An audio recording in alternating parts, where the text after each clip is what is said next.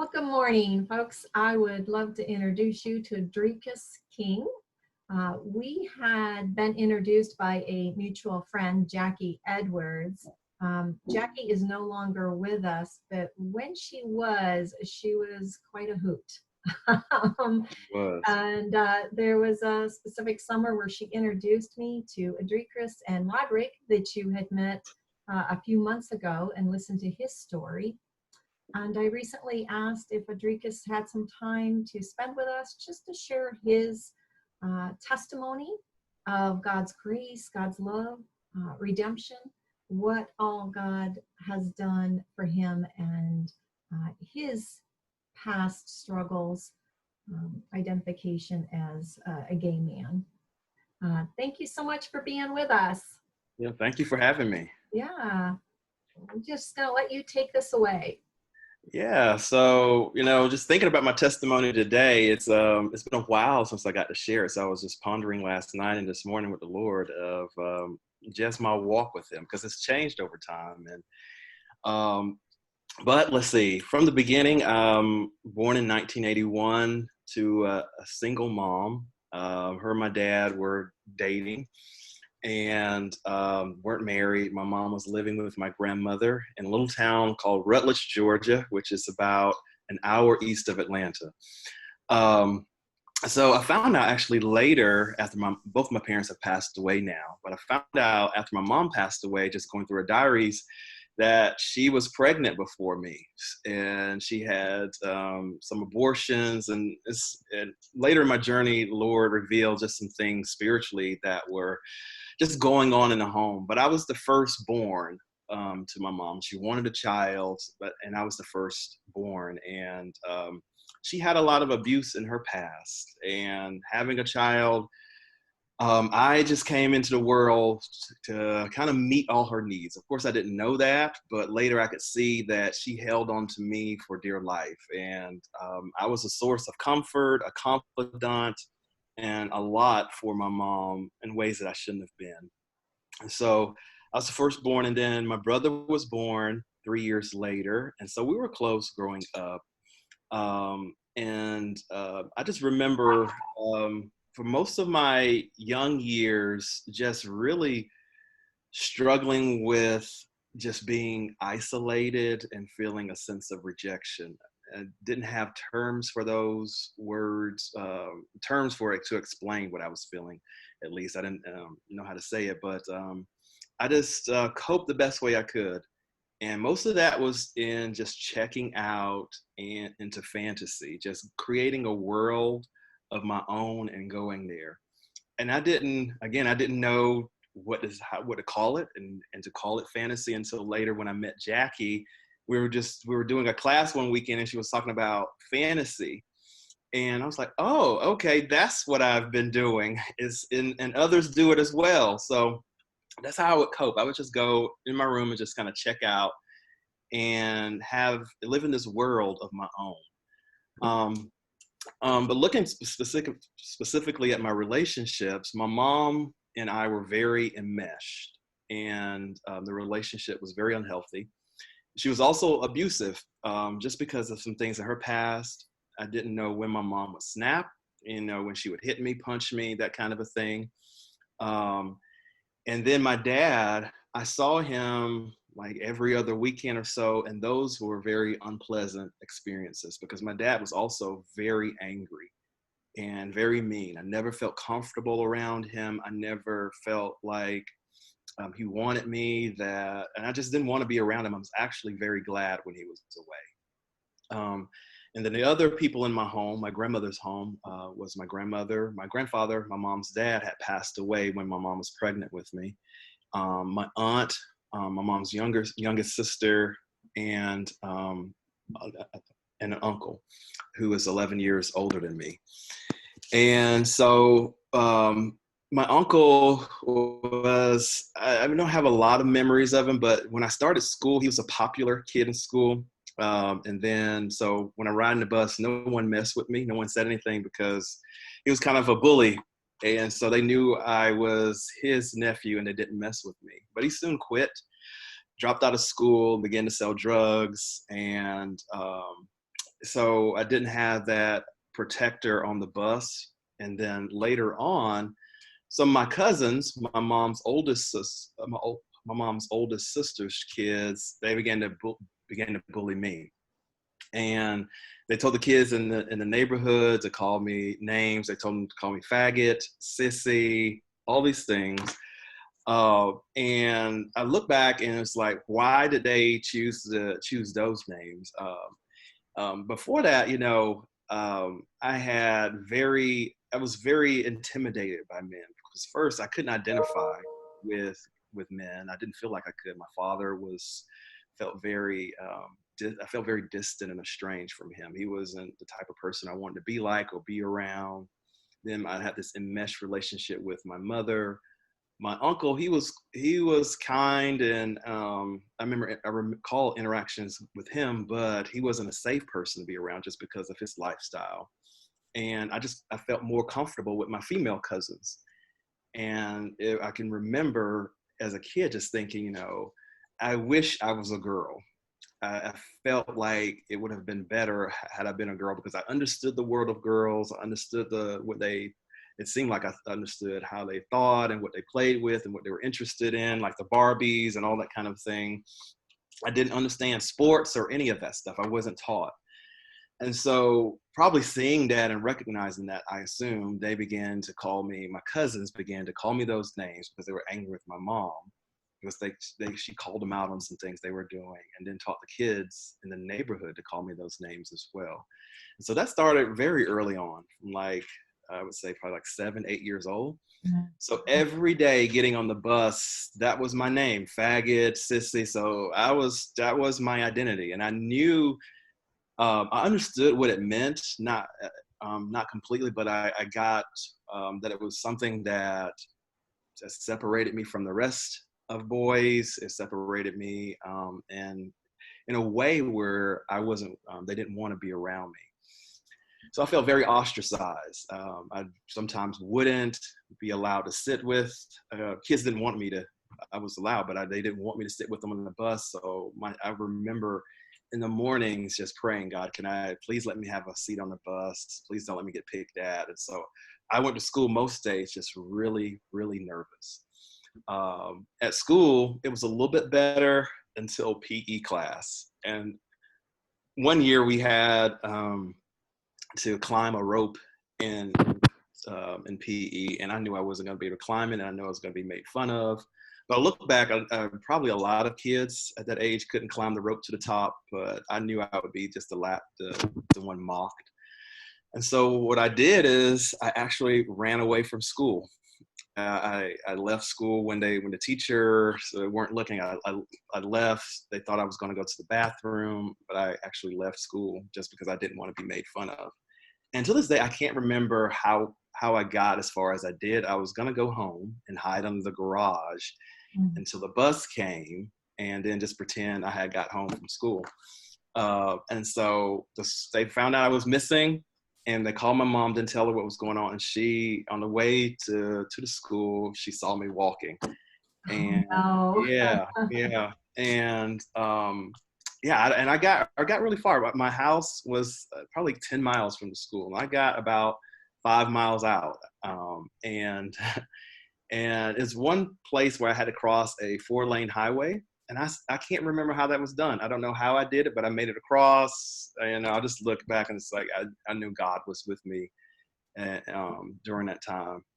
So that's just kind of like my environment, just full of anxiety, stress, self-hatred, confusion, this enmeshed relationship with my mom, the abusive relationship, feeling very separated from the world of men. And with that, in that start, and then moving on forward towards puberty, I just really assumed the identity that I was being given. This feeling of, okay, I don't have any identification with men. I have no experiences of positive love and affirmation, and they're calling me these names, so I must be. And it felt just right.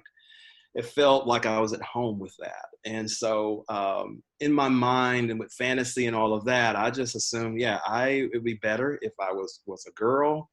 and if I could be with a guy. And so that's the role I played in my head. I didn't let anybody know. If somebody asked me, I would say, no, I'm not gay. I'm not. But inside, that's what I felt like I should be. And I knew if I told my family that I would be rejected. If they knew they didn't know how to handle it. My family, they weren't Christians. We went to church like on Easter. That's the only time I would be guaranteed to go to church, my grandmother's church. So they weren't following the Lord.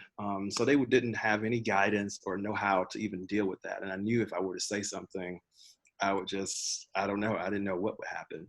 So I kept this internal struggle from beginning of puberty and all through my teenage years. And then later got introduced to pornography, and that just brought in a world of sexual perversion and struggle there. And then I went on to college, and in college, it was both good and bad. I would say mostly good because in the end, that's when I found Jesus. I got saved in college, but I was away from home. And in college, the college I went to, you could be accepted and do what you wanted to, be who you wanted to be. That kind of that mindset. Everything was acceptable. So I found people who I could befriend, but I'm still living this secret, undercover, I can't come out and tell anybody lifestyle. So I found some friends who were identified as gay, and I befriended them and just kind of asked questions. But at the same time, I had met some Christian friends. And one of my Christian friends is from Nigeria, and she would tell me some stories of her encounters with the Lord in Nigeria. And it really spoke to my heart. And I didn't know that the Lord interacted and had people could encounter the Lord in a deep way. I just hadn't been taught that. And so that interests me. And she had a Bible, a New Living Translation. And I remember reading it, and I was like, oh, I didn't know the Bible was this easy to read. I had only seen a King James version. And I thought all Bibles were King James versions until I read that. I was like, oh, they make different versions of the Bible. And I decided I would go to, it was a bookstore in the mall, and get the same translation she had. And I began to read the Gospels. But then I had this other lifestyle and struggle that I was trying to sort out. But again, had so much shame that I never entered in fully into the gay lifestyle. Never embraced it. It was just this thing where I would question and interact with people, trying to find out who I was, and really still deep into pornography and just these lustful thoughts. And then trying to find God, trying to figure out who He was. And then eventually in my junior year of college, I was reading the book of John, the Gospel of John, and I told my friend I want to get saved. And so I gave my life to Christ junior year, going into senior year that summer, and then began just a lot of struggle with God and figure out who I was. First coming to God, I really thought God hated me, because one of my cousins actually before that had told me that, and I think she knew kind of what I was struggling with, that God hates people struggling with homosexuality. You're going to go to hell.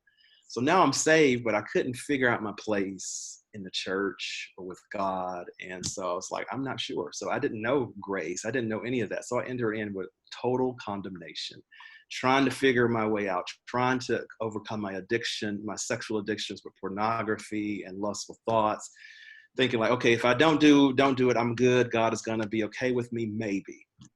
And then, so that lasted for a few years, even after I graduated from college. And then one day on the way to work, my radiator hose, I guess that's what you call it, had a hole in it, and it was leaking antifreeze, and it was hitting the engine, and smoke was coming out. And so I took my car to the shop, not sure what was happening. And I really see this as the grace of God, because when I took my car to the shop, in the waiting room, they had a TV in there, and they had it on, I think it was The View of all TV shows. And they had some people on there. I'm sure they were trying to chew them out, but they had them on there. And it was a church leader and this guy who came out of homosexuality. And he was just telling his story.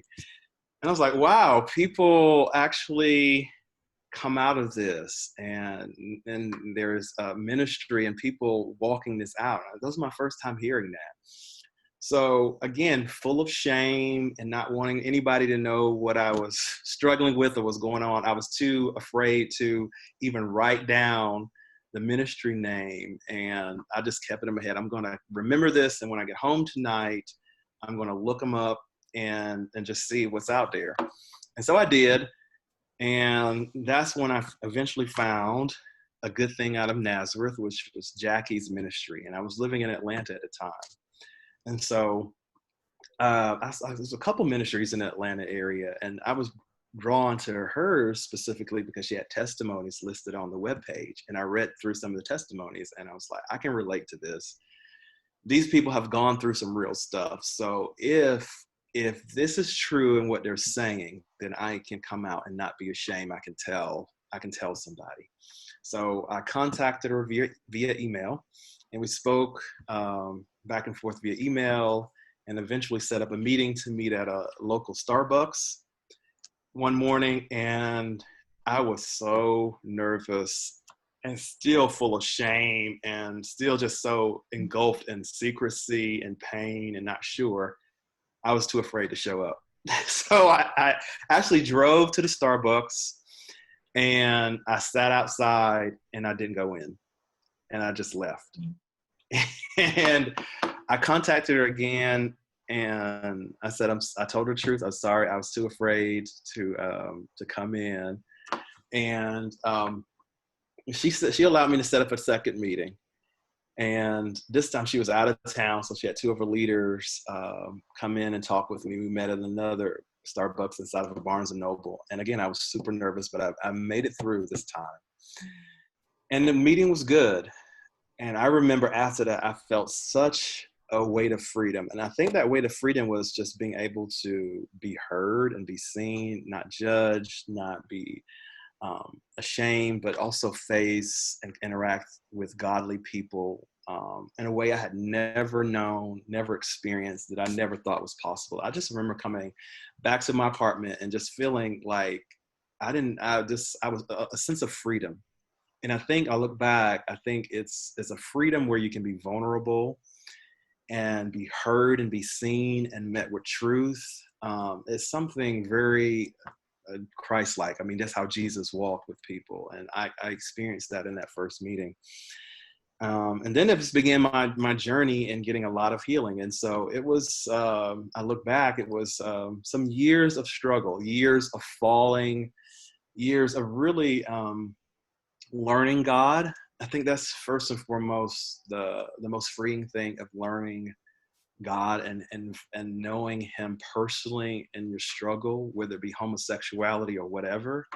And so that's how Jackie set up the program and a good thing out of Nazareth. First, we had phase 1, which is all about learning God, learning the names of God, learning grace, learning the cross, learning the blood. So at first I'm like, what is this about? I mean, I can learn this in church. And we're not talking much about, the sexual struggles, the identity struggles. But I look back now and I can see why, because you need to know God, who the Lord is in the midst of that. And so we started there, and then phase 2 is really going deep into a lot of the pain.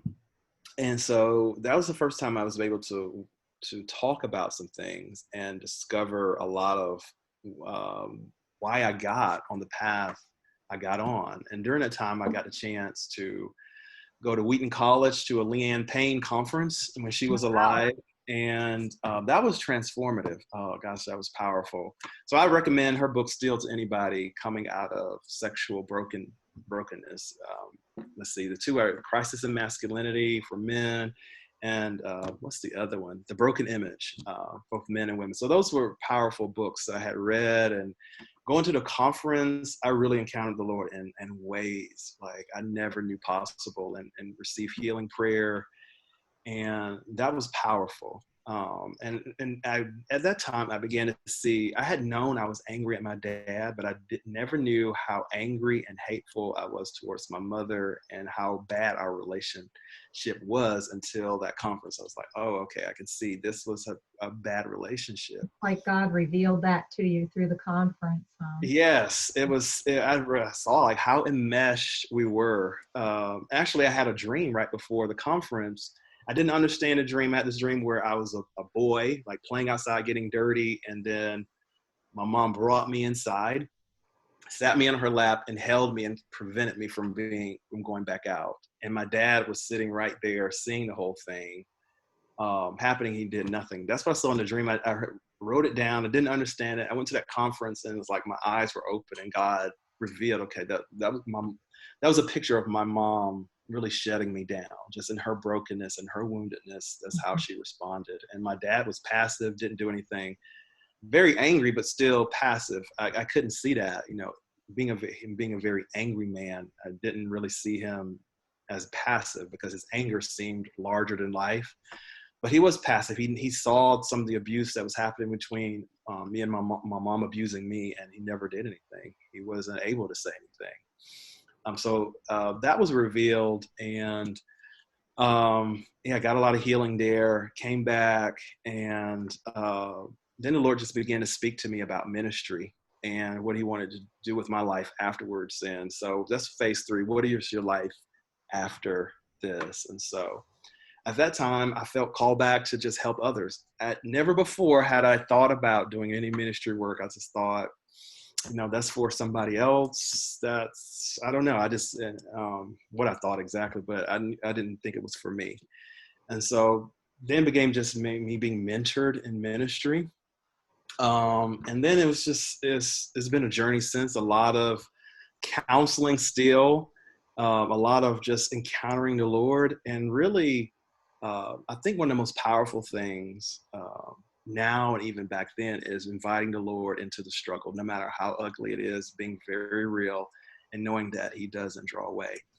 A friend of mine said, talked me through the book of Genesis, and I'll never forget how the picture of the Lord is and how He draws close is in the beginning, where it says the earth was formless, dark and void, and it said the Spirit was hovering over the face of the deep. So God didn't draw back from the darkness. God came near and He said, let there be light. And so that's what I tell others in it. The best thing is to invite God into the struggle, being very honest, no matter how ugly, how nasty it seems. And especially coming out of homosexuality, it can be very hard to know God in the midst of it. It can be hard to know His grace and to understand His love, because really it's really about love deficits, relational deficits, and knowing who you are.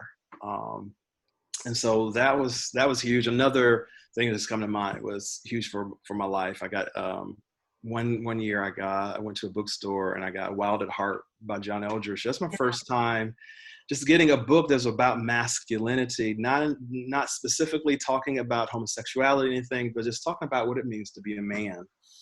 And that really pushed me, challenged me, but also encouraged me to know that I'm a man, I'm a male. And so for so long I thought that I wasn't, and I could see and identify what true masculinity is as God intended it, not the false pretense type of thing that I always was drawn to, but also helped me to see what I was drawn to and why I was drawn to it. And so that's been the work of the Lord, to see what's going on and to reveal who I am.